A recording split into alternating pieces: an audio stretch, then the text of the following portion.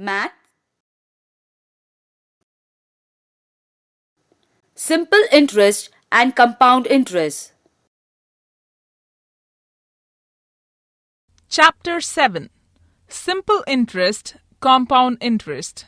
Whenever there is growth, it could be either a simple growth or a compounded growth.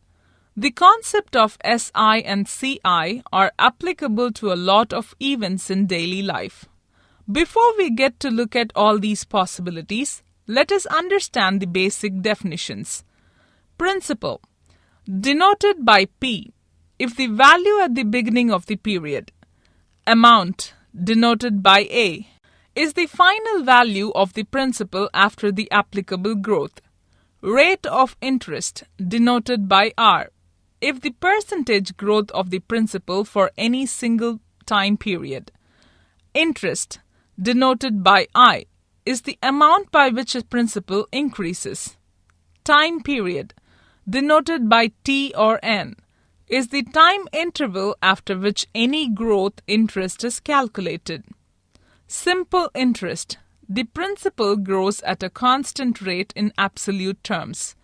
Compound interest, the principal grows at an increasing rate in absolute terms. The interest is calculated on the new principal at end of every time period. This concept is elucidated with the following example. Raj takes a loan of ₹1,000 for 3 years from Mr. Neil. Neil wishes to charge an interest of 10% every year. He calculates the interest that would accrue at him at the end of every year. In order to decide whether to give it as a loan of simple interest or of a compound interest,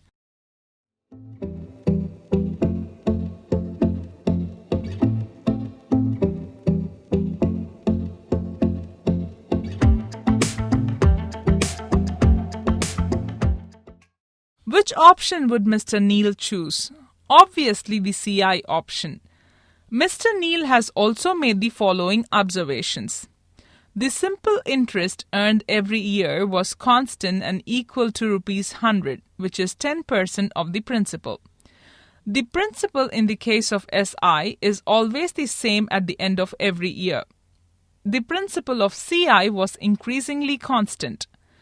The interest earned each year was added onto the principal at the beginning of that year, and the resultant was the principal for the next year. The increase in the interest amount earned each year on account of CI was equal to 10% of the interest earned in the previous year. For example, in year 2, there was an increase of ₹10 earned as interest, which is 10% of 100. In the year 3, there was an increase of ₹11 in the interest earned with respect to the previous year, that is 10% of 110. In order to speed up the processing, we can use the following set of formulae for calculating the interest due at him each year at these options. Simple interest. SI after n years is equal to PNR by 100. Amount due after n years is equal to A is equal to P plus PNR by 100, where P is the principal, N is the number of time periods, R is the annual rate of interest. Compound interest. Amount due after interest n time periods is equal to A is equal to P 1 plus R by 100 to the power of n. Compound interest is equal to CI is equal to A minus P.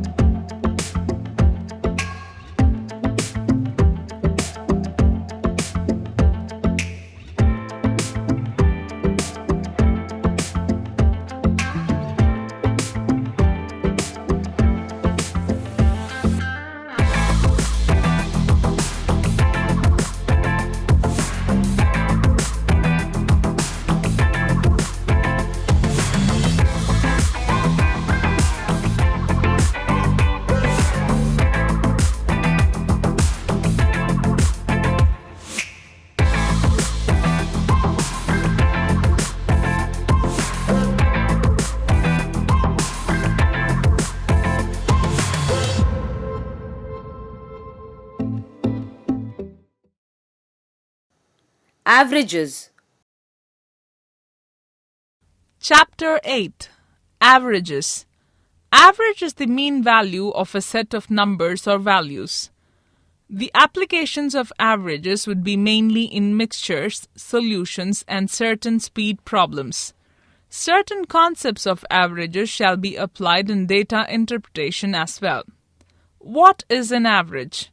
Suppose in a class there are 4 students whose ages are 20, 21, 22, and 23 years respectively. The average age of the students in the class is 20 plus 21 plus 22 plus 23 by 4, which is 21.5 years. This is the simplest form of an average. But suppose in the same class there are 2 students aged 20 years, 3 aged 21 years, 4 aged 22 years, and 5 aged 23 years. Then their age is 2 into 20 plus 3 into 21 plus 4 into 22 plus 5 into 23 by 2 plus 3 plus 4 plus 5 is equal to 2 by 14 into 20 plus 3 by 14 into 21 plus 4 by 14 into 22 plus 5 by 14 into 23 is equal to 306 by 14 years. Here, 2 by 14, 3 by 14, 4 by 14, and 5 by 14 are called the weights of each category of students. In other words, weights are the fractions of the numbers in that category with respect to the total students in that class. This average is also called the weighted average of the class. Any average, for that matter, is also a weighted average. The weights are equal for all the groups if the number belonging to each category is equal. We will look at some of the applications of weighted average here.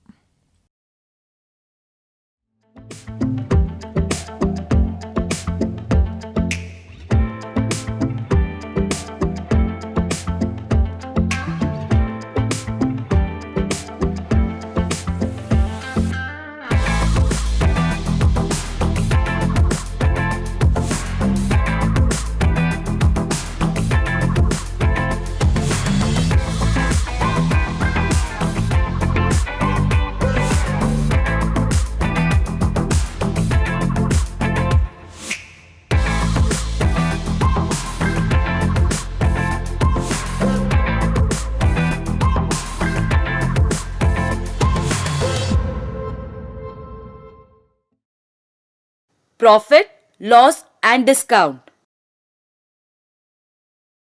Chapter 9. Profit, Loss and Discount. Concept Notes.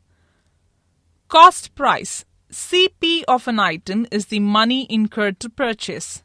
Selling price. SP of an item is the realized when the item is sold. Profit and loss. This is the difference between the selling price and the cost price. If the differential is positive, it is called the profit, and if negative, it is called as loss. Profit by loss percentage. This is the profit by loss as a percentage of the CP. Margin. Normally or in percentage terms only. This is the profit as a percentage of SP. Market price. This is the price of the product as displayed on the label. Discount. This is the reduction given on the market price before selling it to a customer. If the trader wants to make a loss, he can offer a discount on the cost price as well. Markup. This is the increment on the cost price before being sold to a customer.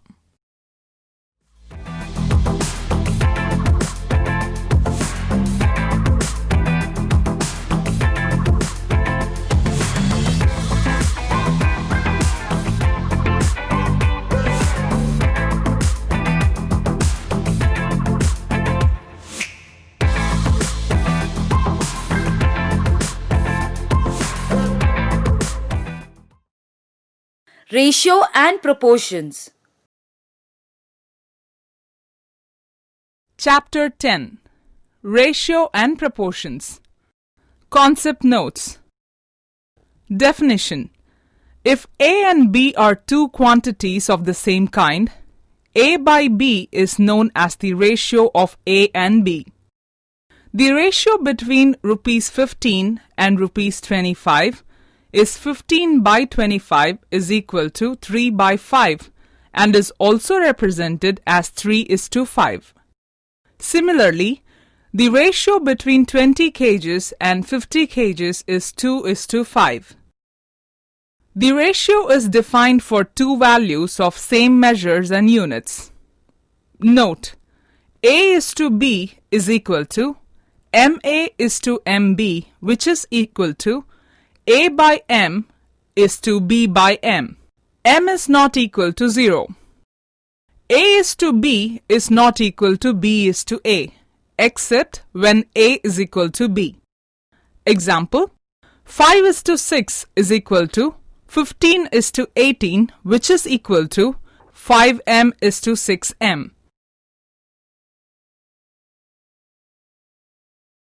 Continued proportion.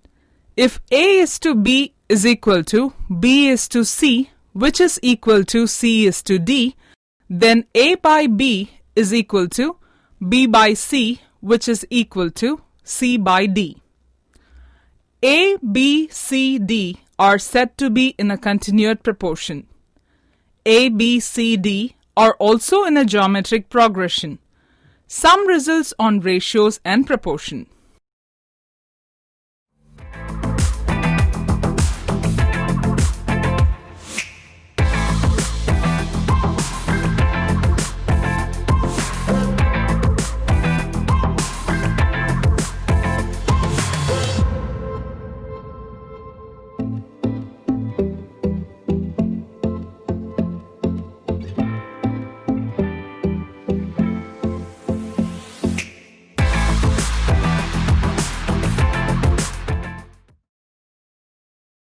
Proportions. Different quantities behave differently with respect to other parameters. Their relationship could be expressed as proportions. Let us take a look at the basic proportional relationships. Direct proportions. If A is directly proportional to B, as A increases, B also increases. For instance, in time, speed, distance problems, you will find that the time taken to travel a distance is directly proportional to the distance traveled. This implies that if speed is constant, the distance traveled doubles if the time for which one travels doubles. In general, if x is directly proportional to y, then x by y is equal to constant. The other example of direct proportion are price or expenditure. Amount of work done versus number of people working.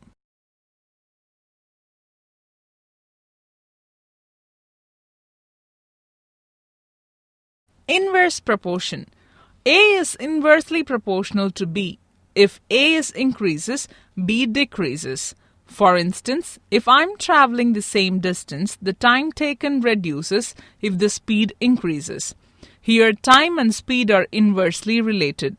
In general, if x is inversely proportional to y, then xy is equal to constant. This concept is used in a lot of problems. Let's take a look at few of the applications. A few more examples of inverse proportions are the number of people needed versus the rate of work done, the price of a product versus quantity bought.